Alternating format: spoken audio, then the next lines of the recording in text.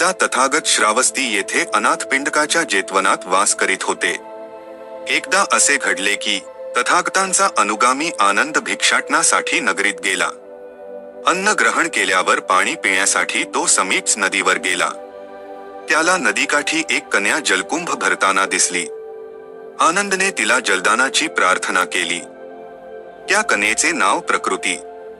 तिने आनंदला जल देण्यास नकार दिला.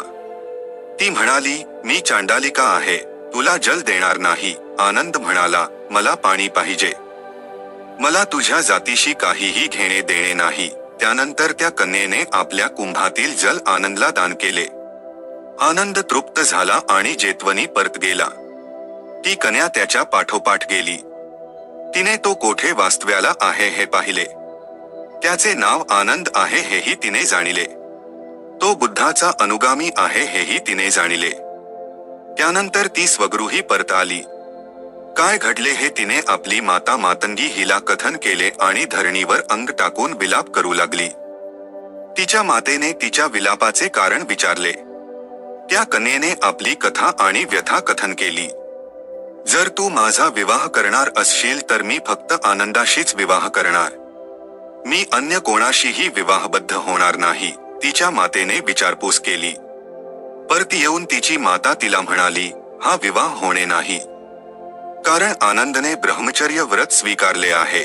हे ऐकून ती कन्या अत्यंत दुःखी झाली. तिने अन्नत्याग केला. ती याला आपल्या विधीचा लेख मानण्यास तयार नव्हती. ती म्हणाली, माते, तुला पिशाच्च विद्या अवगत आहे ना. माझा हेतू साध्य व्हावा यासाठी तू त्या विद्येचा उपयोग का करीत नाहीस. माता उत्तरली, काय करता येईल ते मी पाहते. मातंगीने आनंदाला भोजनाचे निमंत्रण दिले. कन्या प्रसन्न झाली. मातंगीने आनंदाला कथन केले की तिची कन्या त्याच्याशी विवाहबद्ध होऊ इच्छिते. आनंद उत्तरला, मी ब्रह्मचर्य व्रत ग्रहण केले आहे. मी कोणत्याही स्त्रीशी विवाहबद्ध होऊ शकत नाही. जर तू माझ्या कन्येशी विवाहबद्ध झाला नाहीस तर माझी कन्या आत्मघात करील. ती तुझ्यावर एवढी अनुरक्त आहे. मातंगी आनंदला म्हणाली.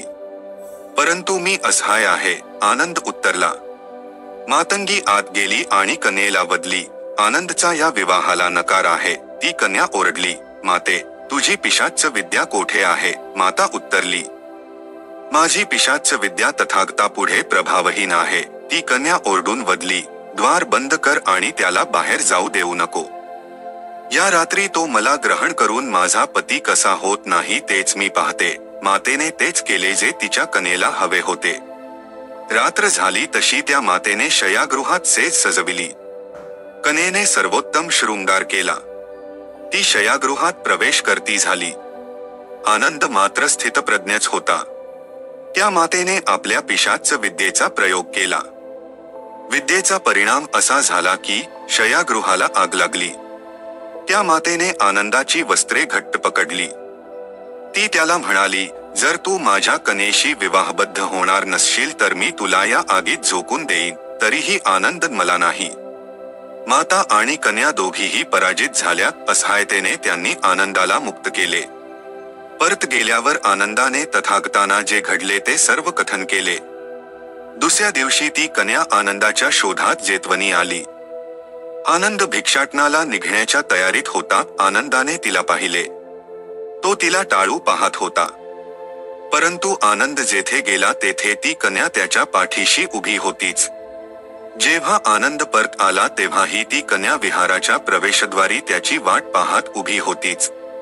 त्या कन्येने त्याचा कसा पाठलाग केला हे आनंदाने तथागतांना कथन केले. तथागतांनी त्या कन्येला बोलावून घेतले. जेव्हा ती कन्या तथागतापुढे उपस्थित झाली तेव्हा ती आनंदाचे अनुगमन का करीत आहे असे तथागतांनी तिला विचारले. ती कन्या उत्तरली की आनंदाशी विवाहबद्ध होण्याचा तिचा मानस आहे.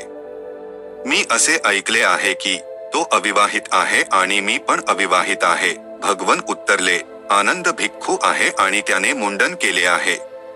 तूही जर त्यासारखे केशवपन केले तर काय करता येईल ते मी पाहतो. ती कन्या उत्तरली, याला माझी अनुकूलता आहे. भगवन वदले, केशवपनापूर्वी तुला तुझ्या मातेची अनुज्ञा घ्यावी लागेल.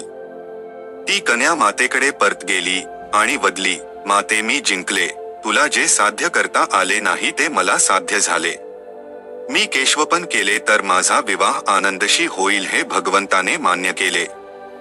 माता संतप्त झाली आणि म्हणाली, तू असे कदापिही करू नये.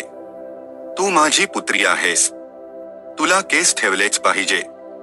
तू त्या आनंदासारख्या श्रमणाशी विवाहबद्ध होण्यास एवढी आतुर का आहेस? मी तुझा विवाह दुसऱ्या एखाद्या अधिक योग्य माणसाशी आयोजित करेन. कन्या उत्तरली, दोनच पर्याय आहेत, मृत्यू किंवा आनंदाशी विवाह.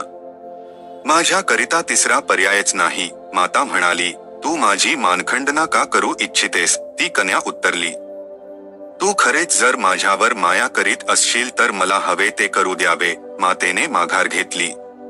तिने आपले आक्षेप परत घेतले. कन्येने केशवपन केले.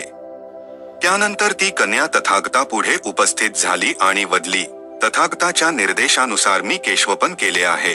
त्यानंतर तथागतांनी तिला विचारले, तुला काय हवे आहे? त्याच्या देहाच्या कोणत्या अवयवावर तू अनुरक्त आहेस? ती कन्या उत्तरली, मी त्याच्या नासिकेवर अनुरक्त आहे. मी त्याच्या मुखमंडलावर अनुरक्त आहे.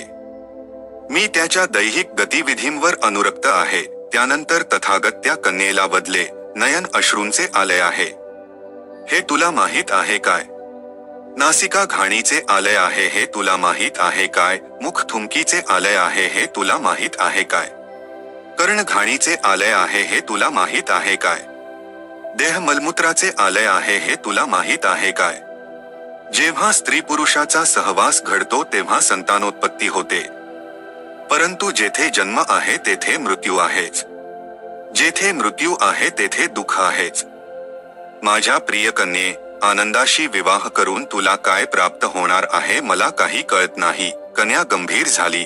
विचारांती तिला पटले की आनंदाशी विवाहबद्ध होऊन तिचा कोणताही हेतू साध्य होणे नाही. काय यासाठीच विवाहबद्ध होण्यास ती एवढी आतुर आहे? तिने तथागतांना आपले मनोगत व्यक्त केले.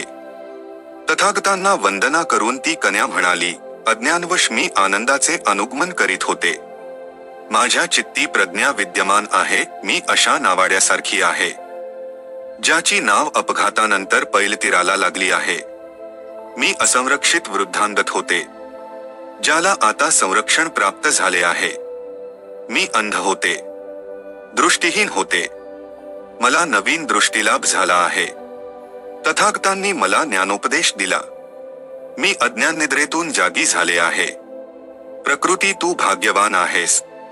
तू चांडालिका आहेस तरीही तू श्रेष्ठ पुरुष आणि श्रेष्ठ महिलांनाही आदर्शवत ठरशील. तू कनिष्ठतम जातीची आहेस, तरीही ब्राह्मण तुझ्याकडून शिक्षा ग्रहण करतील. न्याय अशा धम्मपथावरून कदापिही विचलित होऊ नकोस. तुझी कीर्ती राजसिंहासनारूढ राण्यांच्या कीर्तीपेक्षाही अधिक असेल. विवाहाचा विचार निरर्थक ठरल्याने भिक्खू संघात प्रवेश हाच एकमेव मार्ग तिच्यासाठी उपलब्ध होता. तिने आपले मनोगत व्यक्त केले. तिला भिक्खू संघात प्रवेश मिळाला. ती कनिष्ठतम जातीची असूनही तिला भिक्खुनी संघात प्रवेश मिळाला. धन्य आहे बुद्धांचा धम्म आणि संघ.